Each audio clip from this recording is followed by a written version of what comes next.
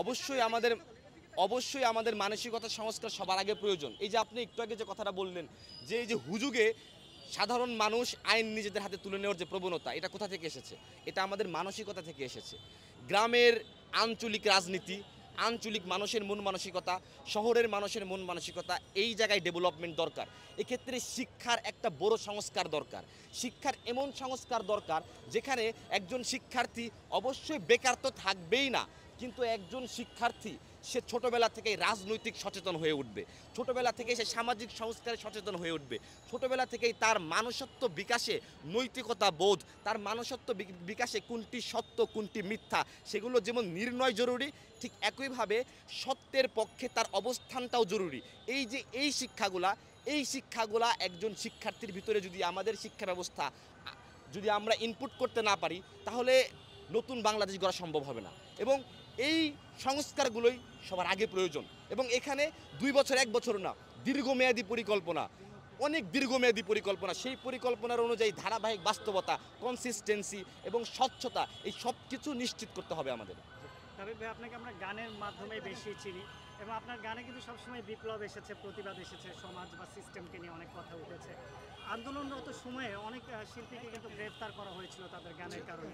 ওই সময়টা একটু ফিরে যেতে চাই যে ওই সময় আপনার সিচুয়েশনটা কেমন ছিল? আমি তো এই আন্দোলন গণঅভ্যুত্থানের আন্দোলনের শুরু থেকে আমি সম্পৃক্ত ছিলাম। 4 জুলাই কোটা সাম্যের পৃথিবীর কুসংস্কার, মেধাবীদের উপর অত্যাচার নামে শিরোনামে আমি একটি গান প্রকাশ করি। এবং আমি আসলে ওই কথাগুলো বলে গণঅভ্যুত্থানের কথা বলে আসলে সিম্প্যাথি অ্যাটেনশন করা হবে। আমি আসলে সিম্প্যাথি অ্যাটেনশন করতে চাই না।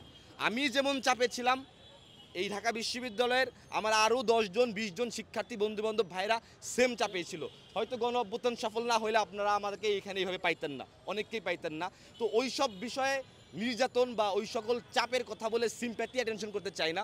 যেটা দরকার এই মুহূর্তে প্রবলেম নিয়ে গবেষণা, সলিউশন বের করা, সেই সলিউশনগুলো নীতি নির্ধারকদেরকে দেয়া, সবার সামনে ক্লিয়ার কনসেপ্ট থাকা যে বাংলাদেশের কোন সেক্টরে কী প্রবলেম, এই প্রবলেমের সলিউশন কী।